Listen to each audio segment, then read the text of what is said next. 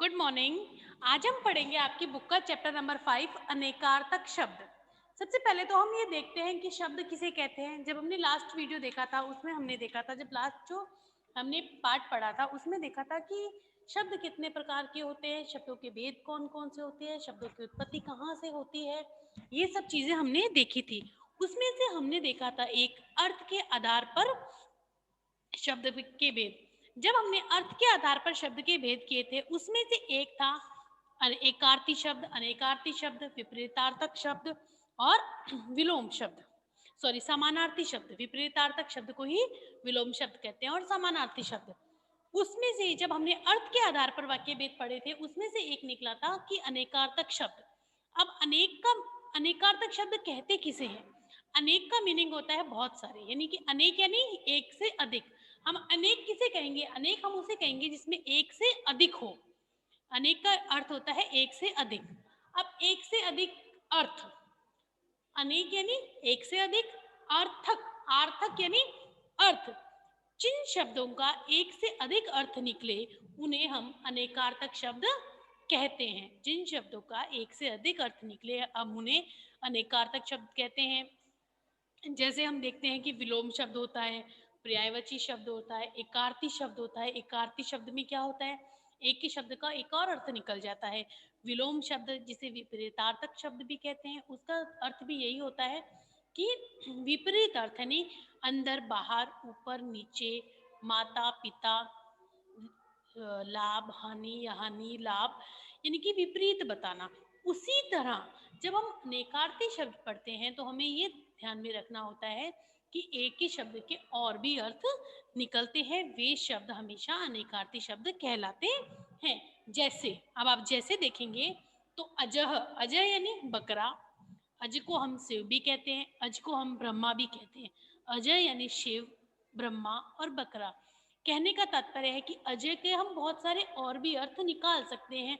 इसीलिए हम कह सकते हैं कि जो अजय है वो अनेकार्थी शब्द है, यानी कि एक ही शब्द के और बहुत सारे जब अर्थ निकलते हैं तो वो अनेकार्थी शब्द निकलते हैं। और एग्जाम्पल हम देखते हैं तो जैसे घट, घट यानी घड़ा, कम, शरीर। अब घट को हम कह सकते हैं, जब हम कई बार दोहों की लाइंस पढ़ते हैं तो उसमें लिखा आता है कि घट, घट का जैसे रहीम के, कबीर के दोहे पढ़ते हैं तो घट बीता जाए।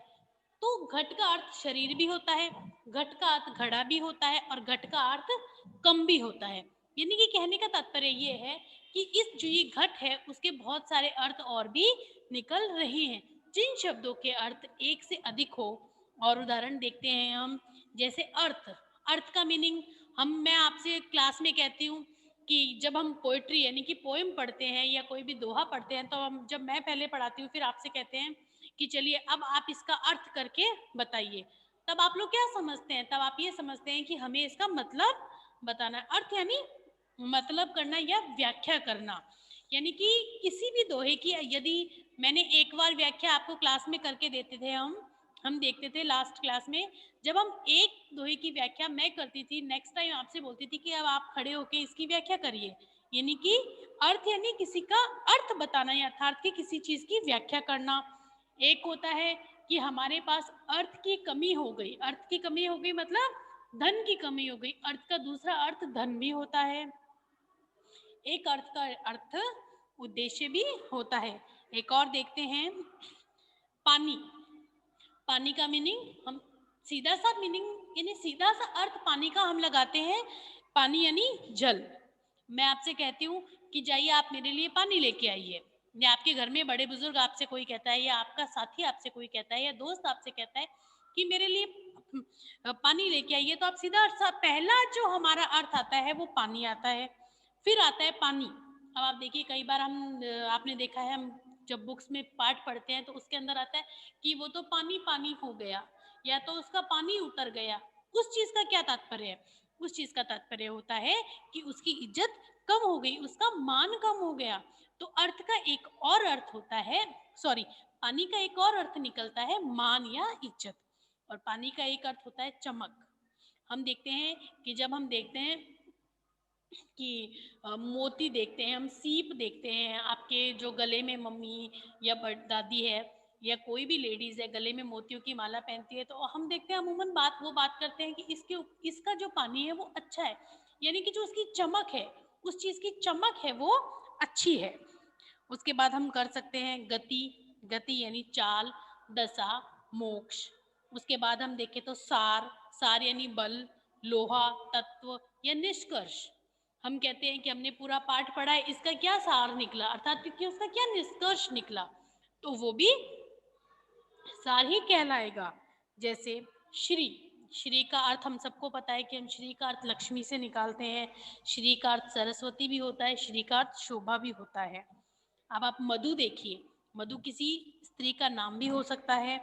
जो मधु है, शहद को भी हम मधु कहते हैं, मधु मीठा को भी कहते हैं और मधु मदिरा को भी कहते हैं।